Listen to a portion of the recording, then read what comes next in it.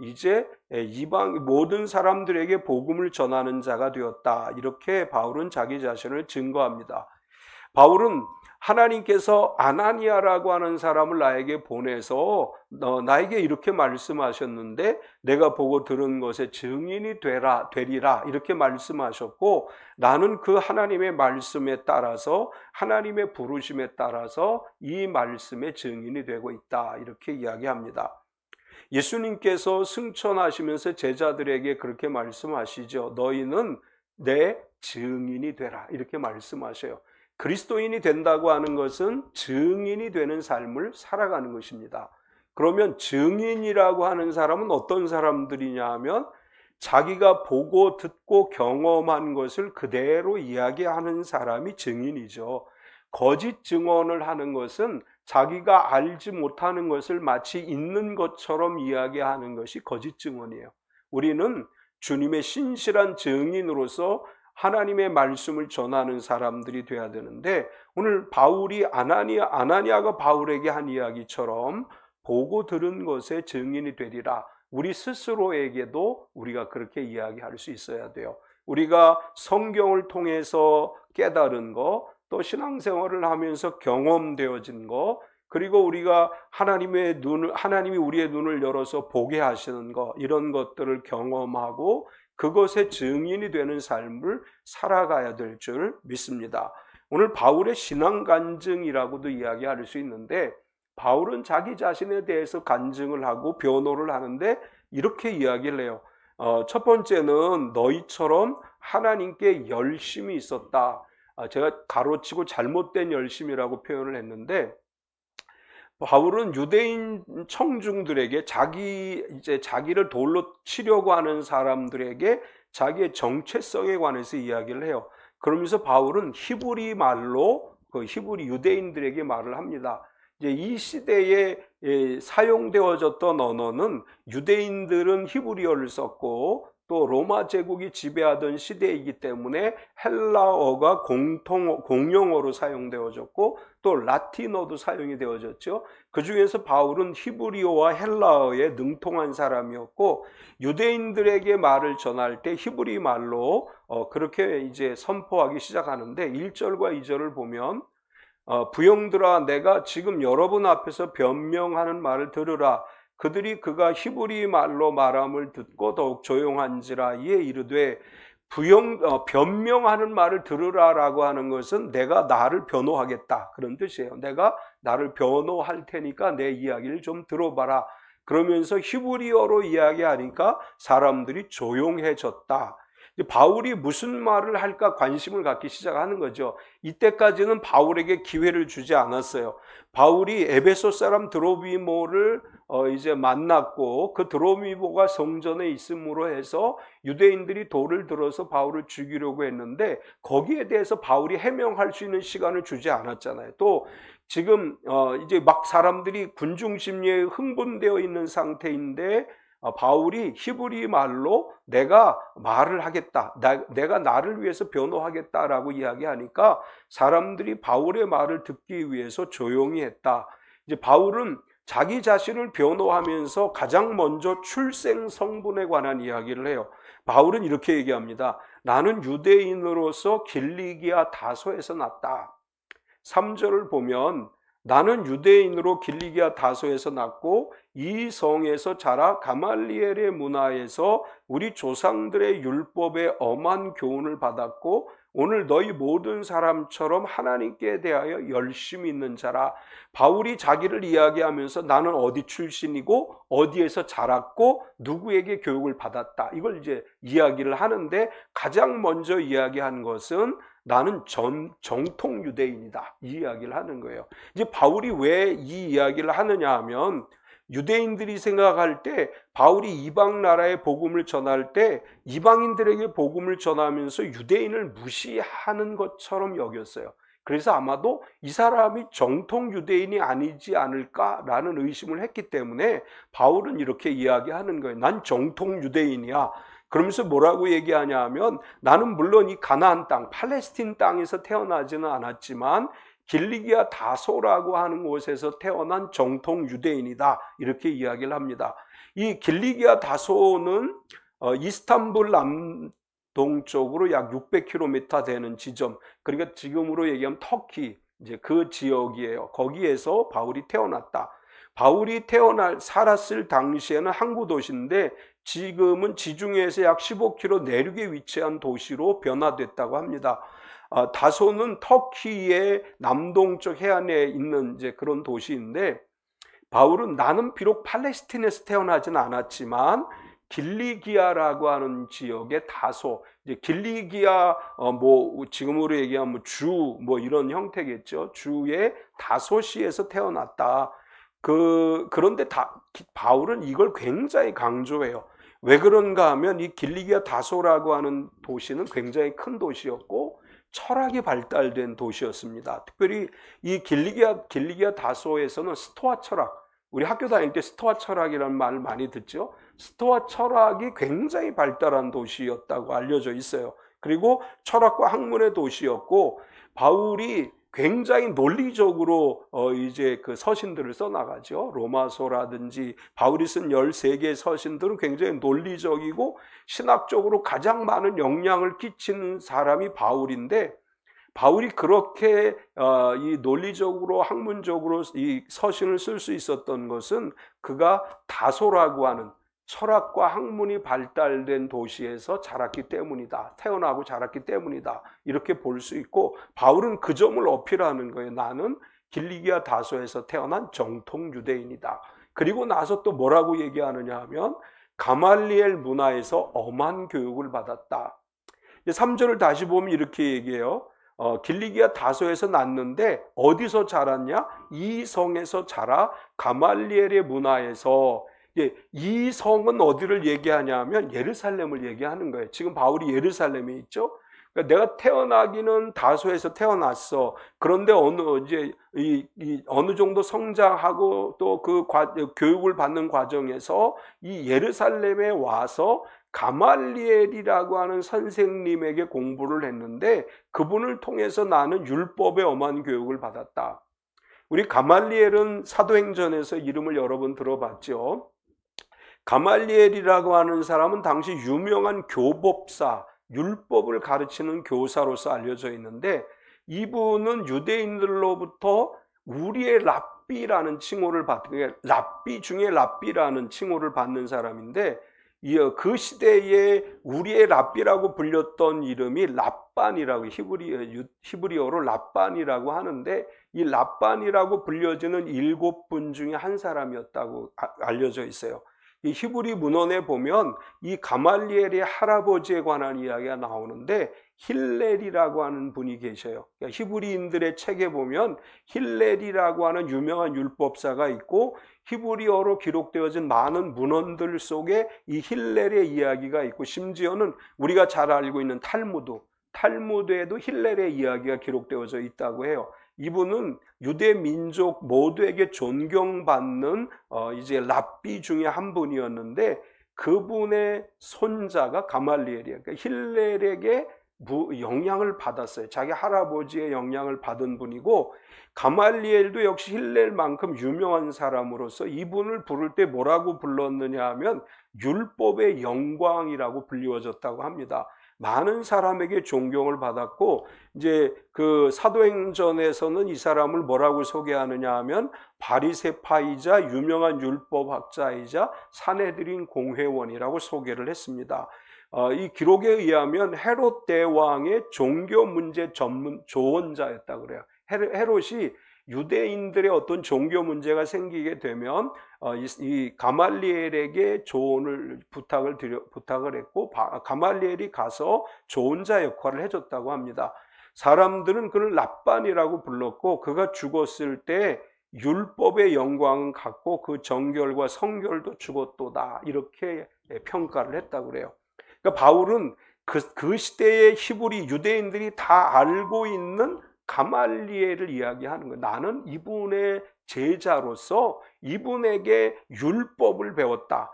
또 이분에게 배운 율법은 아주 엄하게 교육하시는 분이었기 때문에 내가 율법의 사이비, 이 저쪽 변두리의 율법을 배운 것이 아니라 정통 유대인의 엄한 율법 교육을 받았다. 이렇게 자신을 이야기합니다. 이것은 뭘 얘기해요? 난 정통 유대인이야. 그리고 바리새인 중에 바리새인이고 율법에 정통하다. 이런 이야기를 하는 것입니다. 뿐만 아니라 나는 정통 유대주의자일 뿐만 아니라 내가 예수님을 만나기 전에는 예수님을 믿는 자들을 죽이기도 하고 결박하여 옥에 넘기기도 했다. 이렇게 자기를 이야기해요. 4절을 보면 내가 이 돌을 박해하며 사람을 죽이기까지 하고 남녀를 결박하여 옥에 넘겼노라. 바울은 이 도, 자기가 지금 전하고 있는 이 도, 복음에 대해서 이야기하면서 이 도를 핍박했던 사람이다. 우리가 잘 알죠? 스데반 집사님이 순교하실 때 가표를 던졌고 그 돌 던지는 사람들의 옷을 지켰다라고 사도행전에 기록되어져 있죠. 바울은 예수 믿는 사람들을 잡아서 죽이기도 했고 잡아서 감옥에 가두기도 했다. 너희가 지금 나를 돌로 치려고 하는 것만큼 나는 그보다 훨씬 더 하나님에 대한 열심이라고 생각하고 예수 믿는 사람들을 죽이고 옥에 가두는 일을 했다. 이렇게 거기 모인 사람들에게 이야기를 합니다. 이제 거기 모인 사람들이 바울을 죽이려고 했던 것과 같은 모습의 과거의 자기 이야기를 하는 거예요. 나는 하나님을 위해 열심히 사는 것이라고 생각했지만 사실은 잘못된 열심이었다. 이것을 증명하기 시작을 하는 거예요. 이제 그러면서 이렇게 얘기하죠. 두 번째, 그러나 예수님을 만났다. 바울은 자신이 과거에 당신들보다 난 더 열심히 하나님을 생각한다고 생각하고 예수 믿는 사람들을 핍박하고 교회를 핍박하고 그런 일에 내 목숨을 걸었던 사람이다. 그런데 내가 예수님을 만났다. 예수님을 만난 과정을 이야기하는데 그때가 언제인가 하면 다메섹으로 가고 있었다. 이렇게 이야기를 합니다. 5절을 보면 이에 대제사장과 모든 장로들이 내 증인이라 또 내가 그들에게서 다메섹 형제들에게 가는 공문을 받아가지고 거기 있는 자들도 결박하여 예루살렘으로 끌어다가 형벌을 받게 하려고 가더니 이제 예루살렘에서 교회를 핍박하는 일에 앞장섰던 바울은 예루살렘에 있는 기독교도들은 많이 잡아들였다고 생각하니까 이제 다른 도시에까지 가서 예수 믿는 사람들을 잡아오려고 했는데 대제사장과 장로들이 편지를 써주었다. 이제 그 다메섹이라고 하는 곳에 갈 때 다메섹에 있는 유대인들에게 이 사람이 도착해서 예수 믿는 사람들을 잡아 끌어서 예루살렘으로 올 것인 도와주라. 뭐 이런 내용의 편지였겠죠. 이제 이 편지를 가지고 다메섹으로 가던 중이었다. 사실 이 다메섹에 있는 기독교인들은 원래 다메섹에 살면서 예수님을 믿던 사람들이라고 하기보다는 예루살렘에 박해가 일어나니까 스데반 집사의 순교 이후로 예루살렘에 있던 기독교들이 흩어지죠. 전 세계로 흩어져요. 사마리아로 가고 또 다른 나라로 가는데 그때의 일부의 기독교인들이 다메섹으로 갔을 것이다. 그래서 다메섹에 있는 기독교도들은 예루살렘의 박해를 피해서 갔던 사람인 것으로 보여지고 바울은 그런 사람들을 잡아서 예루살렘에 끌고 와서 이제 감옥에 가두려고 했다. 이제 이렇게 이야기를 해요. 내가 다메섹에 가던 중에 그래 예수님을 만나게 되는데 예수님께서 바울에게 뭐라고 얘기하느냐 하면 사울아 내가 왜 나를 박해하느냐 이렇게 말씀하셨다. 6절과 7절을 보면 가는 중 다메섹에 가까이 갔을 때 오정쯤 되어 호련히 하늘로부터 큰 빛이 나를 둘러비치매 내가 땅에 엎드려져 들으니 소리 있어 이르되 사울아 사울아 내가 왜 나를 박해하느냐 하시거늘 바울이 다메섹으로 가던 중에 부활하신 예수님을 만나는 장면은 9장에도 기록되어져 있죠. 이 9장의 내용과 여기 내용은 거의 비슷하지만 차이가 있다면 여기에서는 뭘 얘기하고 있느냐 하면 그 예수님이 빛 가운데 임재하시던 시간이 오정쯤 되었을 때다. 이 내용이 여기 기록되어져 있고 바울을 둘러비친 하늘의 빛이 매우 강렬했다. 이런 상세한 묘사가 여기에 이제 9장에는 자세히 기록하지 않았지만 여기 이제 그렇게 기록되어져 있습니다. 이 빛이 정오의 태양광선보다 훨씬 더 강했기 때문에 바울은 그 빛을 보는 동안 봄으로 인해서 앞을 볼 수 없게 됐다. 사흘 동안 눈먼 상태로 지내야만 했습니다. 특이한 것은 이 빛은 아마도 사울에게만 비추어졌을 것이다. 이제 우리가 사울과 바울은 같은 사람인 거 아시죠? 구약에 나오는 사울은 아니고 사울이라는 이름은 히브리식 이름이고 바울이라는 이름은 헬라식 이름이고 이제 같은 사람이지만 다르게 불렀던 것이고 그 빛이 너무 강렬했기 때문에 사울은 앞을 볼 수 없게 됐고 그 앞에 꼬꾸라졌다. 여기 보면 그 빛이 사울을 둘러 비추고 있음에 그 사울이 그 앞에 거꾸러져서 이제 주님의 음성을 듣게 되는데 여기 이 주님께서 사울에게 이렇게 이야기했습니다. 너는 왜 나를 박해하느냐? 이제 갑자기 다메섹을 향해서 가는데 강렬한 빛이 비치고 그 빛으로 인해서 사울은 거꾸러졌다라고 표현하고 있는데 거꾸러졌고 그렇게 엎드려 있는 사울에게 주님이 말씀하신 거예요. 내가 왜 나를 박해하느냐? 사울은 이 음성을 듣고 이제 예수님에게 질문합니다. 당신은 주님 누구십니까? 이렇게 물어보니까 예수님이 바울에게 이렇게 대답했어요. 나는 내가 박해하는 예수라. 8절에서 9절을 보면 내가 대답하되 주님 누구시니까 하니 이르시되 나는 내가 박해하는 나사렛 예수라 하시더라. 나와 함께 있는 사람들이 빛은 보면서도 나에게 말씀하시는 이의 소리는 듣지 못하더라. 바울이 이제 전혀 경험해 보지 못한 거예요. 가말리엘에게 율법을 공부할 때 이런 영적인 현상을 전혀 경험해 보지 못했어요. 그런데 갑자기 빛이 비치고 눈이 어두워지고 그리고 주님의 음성이 들려요. 특이한 것은 사람들이 빛은 보지만 주님의 소리는 듣지 못했다. 이제 어떤 주석학자들은 이렇게 이야기해. 아마도 다른 사람들에게는 번개, 천둥 치는 소리와 같은 소리는 들렸을 것이다. 그러나 이것이 아주 구체적인 목소리로 들려지진 않았을 것이다. 이제 어떤 학자들은 그렇게 해석하기도 합니다. 바울은 주여 당신이 누구십니까? 이렇게 질문을 해요. 그런데 변화가 일어났죠. 주님이라고 이야기했다는 것은 바울이 지금 자신이 지금까지 경험해 보지 못했던 새로운 경험 앞에 두려움을 느낀 거예요. 이제 한 번도 얼마나 의기양양했던 사람입니까? 예수 믿는 사람들을 잡아서 죽이고 옥에 가두는 일을 할 때 의기양양했는데 갑자기 나타난 영적 현상 앞에서 무릎을 꿇을 수밖에 없었고 그리고 그분이 누구인지 모르지만 일단 주님이라고 이야기한 거예요. 그래서 주님 누구십니까? 이렇게 물어보니까 나는 내가 박해하는 나사렛 예수다. 이렇게 주님께서 바울에게 이야기하셨습니다. 바울이 지금까지 생각하고 있던 예수님은 어떤 분이에요? 이단자죠. 율법에 의해서 이단자라고 생각을 했고 율법을 더럽히는 자라고 생각을 했고 바울은 예수 믿는 사람들은 잘못된 신앙을 가진 사람들이기 때문에 잡아서 없애버려야 된다고 생각을 했는데 근데 주님이 말씀하셔요. 나는 내가 박해하는 예수라. 이것은 바울의 삶을 완전히 뒤바꾼 거예요. 이제까지는 이 예수 믿는 자들을 없애는 것이 그가 최고의 목표로 삼았던 일인데 그 순간 주님의 음성을 듣는 순간 바울이 내가 지금까지 잘못 살아왔다는 걸 깨닫게 돼요. 나는 내가 박해하는 예수라고 하는 이 음성을 듣는 순간 바울의 삶의 전환, 이 순간이 바울의 삶의 전환점이라고 할 수 있고 이것을 계기로 해서 바울은 완전히 변화된 삶을 살아가게 됩니다. 세 번째로 그래서 주님의 음성을 들은 바울은 이렇게 이야기해요. 주님, 내가 무엇을 하리이까?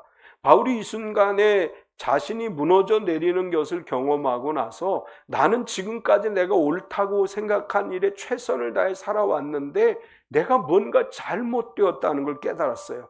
그래서 예수님 내가 그러면 무엇을 해야 되겠습니까? 라고 질문을 하게 되는데 10절을 보면 내가 이르되 주님 무엇을 하리이까? 주께서 이르시되 일어나 다메섹으로 들어가라. 내가 해야 할 모든 것을 거기서 누가 이르리라 하시거늘. 바울이 주님께 질문을 했죠. 주님, 내가 그럼 뭘 해야 되죠? 그랬을 때 주님이 그래, 그럼 너는 지금부터 내 말 잘 들어, 이렇게 말씀하시지 않고 일단 다메섹으로 들어가라. 그러면 거기에서 누군가 너를 찾아와서 내가 뭘 해야 될지 가르쳐 줄 것이다, 이렇게 이야기를 합니다. 바울은 이제 앞을 볼 수 없기 때문에 사람들에 이끌려서 다메섹으로 들어가게 돼요. 그리고 거기에서 주님이 보내준 아나니아라고 하는 사람을 만나게 되는데, 이 아나니아를 찾아온 사울에게 이렇게 얘기하죠. 사울아, 다시 보라, 이렇게 얘기해요. 11절부터 13절까지를 보면, 나는 그 빛의 광채로 말미암아 볼 수 없게 되었으므로 나와 함께 있는 사람들의 손에 끌려 다메섹에 들어갔노라. 율법에 따라 경건한 사람으로 거기 사는 모든 유대인들에게 칭찬을 듣는 아나니아라 하는 이가 내게 와 곁에 서서 말하되 형제 사울아 다시 보라 하거늘 즉시 그를 쳐다보았노라. 이제 눈이 멀어버렸죠. 우리가 아주 강렬한 빛에 노출되게 되면 시력이 순간적으로 상실되는 거 아마 경험해 보셨을 거예요. 아침에 새벽기도 끝나고 딱 운전해서 가면 저쪽에 해가 탁 떠올라요. 그럼 신호등이 안 보여요. 햇빛이 너무 강해가지고. 이제 그런 경험들이 있고, 이렇게 용접하시는 분들은 용접 그 불빛에 의해서 시력을 잃는 경우들이 있어요. 굉장히 강하기 때문에. 어쨌거나 이 강렬한 빛이 사울에게 비침으로 말미암아 바울이 이제 그렇게 고백해요. 그 강렬한 빛의 광채로 내가 볼 수 없게 됐다. 그런데 율법에 따라 경건한 사람, 모든 유대인들, 기독교인들만이 아니고 모든 유대인들에게 칭찬을 받는 아나니아라고 하는 사람이 와서 나에게 이렇게 얘기했다. 사울아, 다시 보라. 눈이 멀어버린 이 사울이 아나니아의 말을 듣는 순간 영적인 큰 변화가 일어났어요. 사울에게 다시 보라고 하는 이야기는 너 이제 앞을 볼 수 없었는데 이제 눈을 떠서 보라, 이런 의미가 아니고 그가 지금까지 알지 못했던 세계를 눈을 열어 보라고 하는 이런 이야기가 됐죠. 바울은 눈을 열어서 보는 순간 그의 시력이 회복되어졌을 뿐만 아니라 영적인 시각을 갖게 됐어요. 이후로 사울의 영적 눈이 열려서 하나님이 보여주시는 것을 보았고, 하나님이 그의 영적 귀를 열어주셔서 들을 수 없는 것들을 듣는 역사가 일어났습니다. 지금까지는 아주 엄한 율법에 따라 살았지만 주님을 만나고 아나니아의 말을 듣는 순간 그의 마음의 귀가 열리고 마음의 눈이 열리고 하나님의 음성과 하나님이 보여주시는 것을 볼 수 있는 역사가 일어났습니다. 주님이 오늘 우리에게도 그렇게 말씀하셔요. 다시 보라. 우리의 마음의 귀가 열리고 우리의 영의 눈이 열려서 바울이 보았던 것처럼 하나님이 보여주시는 것들을 볼 수 있고 하나님의 음성을 들을 수 있는 저와 여러분 되시기 바랍니다. 아나니아는 계속해서 사울에게 이렇게 얘기해요. 너를 택하여 너로 하여금 자기 뜻을 알게 하신다. 14절을 보면 그가 또 이르되 우리 조상들의 하나님이 너를 택하여 너로 하여금 자기 뜻을 알게 하시며 그 의인을 보게 하시고 그 입에서 나오는 음성을 듣게 하셨으니, 택하여라고 하는 말은 미리 손을 잡다라는 뜻이에요. 사울은 지금 하나님을 위해서 열심이라고 생각하지만 교회를 핍박하는 일에 앞장섰던 사람인데, 아나니아는 이렇게 얘기해요. 하나님이 내 손을 이미 잡고 계셨다. 하나님 우리의 손을 잡아주시는 분이에요.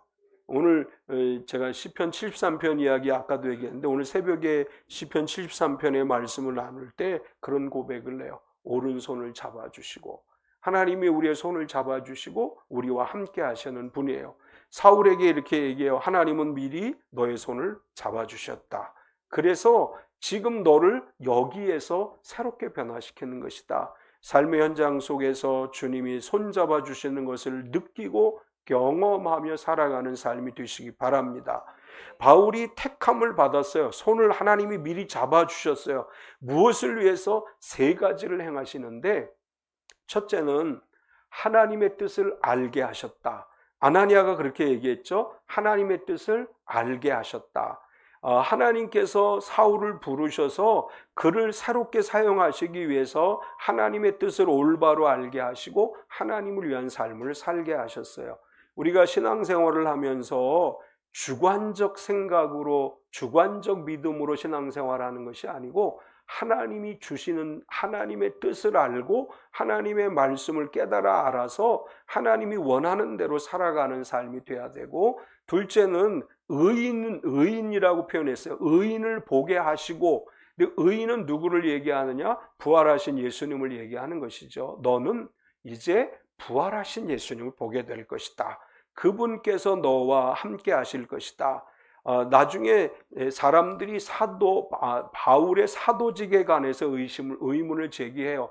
당신은 제자가 아니지 않느냐? 그럴 때 부활하신 주님을 내가 보았다. 이렇게 얘기해요. 이것은 어디에 근거한 것이냐면 아나니아를 통해서 말씀하신 거예요. 너는 주님을 볼 것이고, 그리고 세 번째는 부활하신 주님을 보게 하셨을 뿐만 아니라 주님의 말씀을 듣게 하셨다. 7절, 8절에서 주님의 음성을 바울이 들었죠. 이후로도 바울은 주님의 음성을 계속 들어요. 세 가지를 이제 아나니아가 얘기하면서 하나님은 너에게 하나님의 뜻을 알게 하셨고 부활하신 예수님을 보게 하셨고 그분의 음성을 듣게 하셨다. 그러면서 마지막으로 아나니아가 이렇게 얘기해요.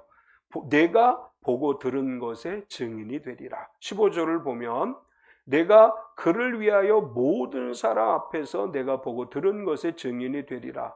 바울을 택하신 하나님은 부활하신 예수 그리스도의 증인이 되게 하시는데 모든 사람이라고 얘기했어요. 이 모든 사람이라고 하는 것은 유대인뿐만 아니라 이방인들까지를 포함해서 모든 사람에게 내가 증인이 되리라. 이렇게 말을 합니다. 그러면서 무엇에 대한 증인이냐? 보고 들은 것에 대해서. 우리가 전도한다는 것은 내가 보고 들은 하나님의 말씀과 내가 하나님께로부터 받은 은혜, 경험되어지고 내가 체험한 것들을 가지고 하나님의 복음을 증거하는 것입니다. 바울은 이러한 경험들을 이야기해요. 내가 왜 사도가 됐느냐? 나에게 이런 경험이 있었고 내가 이렇게 주님을 만났고 내가 주님의 음성을 들었고 그래서 나는 이 복음을 전하는 사람이 됐고 내 생에 다 바쳐서 내가 감옥에 들어가도 채찍질을 당해도 죽음의 위기 앞에서도 증인의 삶을 멈추지 않았다. 이렇게 자기 스스로 이야기하고 있습니다. 이번 한 주간을 살아감에 있어서 우리가 신앙생활을 하면서 경험했던 은혜, 하나님께서 내게 깨닫게 해주셨던 레이마의 말씀, 그리고 나로 하여금 하나님이 이루시고자 하는 일들을 세상 가운데 나아가서 담대하게 전하는 증인의 삶을 살아가고 언제나 하나님 앞에 겸손한 신앙으로 하나님의 은혜를 누리며 살아가는 삶이 되시기 바랍니다. 주님 언제나 우리 손 잡아주시고 우리와 함께 하시는 줄 믿습니다. 주님 손잡고 감사와 기쁨이 넘치는 하루하루 되시기를 축원합니다. 우리 이 시간 통성으로 한번 기도할 때 무더운 날씨 속에서도 우리에게 건강을 주시고 또 우리가 살아가는 순간순간마다 주님 손잡고 살아가는 삶이 되게 하옵소서. 우리의 힘이 아닌 내 손 잡아주시는 주님과 함께하는 우리의 인생이 되게 하옵소서. 우리 같이 통성으로 기도합시다. 할렐루야. 거룩하신 하나님 감사합니다. 주님께서 언제나 우리의 삶의 주인이 되시고 우리와 함께 하시는 하나님이심을 믿습니다. 언제나 우리가 주님 안에서 힘을 얻게 하여 주시고 언제나 주님과 동행하는 삶을 살아가게 하시고 나에게 주신 그 은혜와 나에게 주신 그 사랑을 세상 가운데 증거하며 살아가는 삶이 되게 하여 주시옵소서. 사랑하는 하나님, 우리가 오직 주님만 바라보기 원합니다. 언제나 주님만 의지하며 살아가는 삶이 되기를 원하오니 사랑하는 하나님, 우리를 붙들어 주시고 우리 속에 하나님의 선하시고 아름다운 뜻이 이루어지게 하시고 오직 하나님의 영광만 나타나는 삶이 되게 하여 주시옵소서. 핍박자였던 바울이 복음 전도자가 됐습니다. 그가 교회를 핍박하던 사람이었지만 주님을 만난 이후로 그의 삶이 변화되어 오직 복음만을 전하는 삶을 살았던 우리가 예수님 만나기 이전의 삶에서 예수님을 만나고 변화돼서 복음의 증거자가 되게 하시고 증인이 되게 하시고 우리의 삶 속에서 언제나 우리와 동행하시는 주님의 그 크신 은혜를 누리며 살아가는 삶이 되게 하여 주시옵소서. 사랑하는 주님, 오직 우리가 주님만 의지합니다. 주님의 도우심만을 구합니다. 언제나 우리와 함께 하시고 언제나 우리의 힘과 능력이 되셔서 하나님의 영광만을 높이 드러내게 하여 주시옵소서. 사랑하는 주님, 무더운 날씨 우리의 손 잡아 주셔서 이 무더위를 잘 이기게 하여 주시옵소서. 사랑하는 주님, 질병으로 어려움 겪는 성도들에게 우리 주 예수 그리스도 보혈의 공로로 치료함 받게 하여 주시고 건강한 몸으로 하나님의 영광 드러내게 하여 주시옵소서. 우리가 많은 것을 가지고 기도합니다. 기도하는 거 하나하나 들어 응답하여 주시고 우리의 삶이 하나님의 영광을 드러내는 삶이 되게 하여 주시옵소서. 이 한 주간 아무것도 염려하지 않고 주님 바라보게 하시고 마음의 근심과 걱정과 염려를 다 주의 십자가 앞에 내려놓고 주님이 주시는 평안과 위로를 누리게 하여 주시옵소서. 예수님의 이름으로 기도드리옵나이다. 아멘.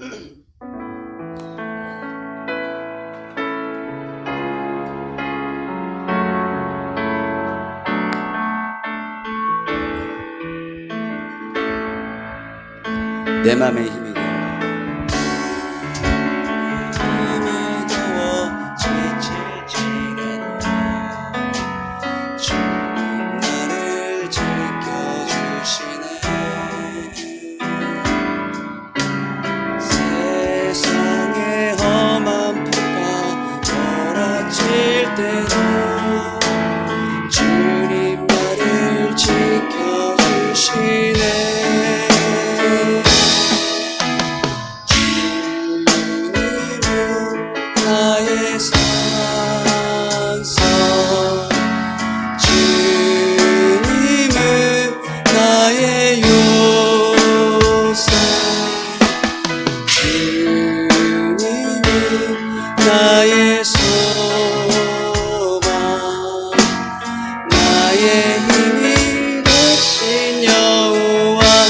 주님은 나의 산성, 주님은 나의 산성,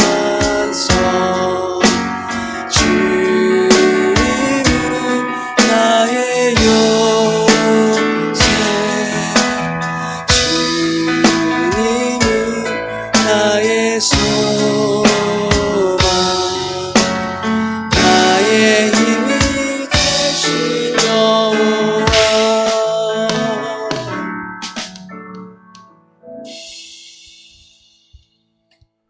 지금은 우리 주 예수 그리스도의 은혜와 독생자 예수님을 우리에게 보내주신 하나님 아버지의 지극하신 사랑하심과 성령님의 내주 충만하시며 교통하신 은혜가 거룩하고 복된 날 주님 앞에 나와 기쁨으로 예배하고 말씀으로 내받고 세상을 향해 나아가는 우리 모든 성도들 머리 위에 영원토록 함께 하시옵기를 간절히 축원하옵나이다. 아멘.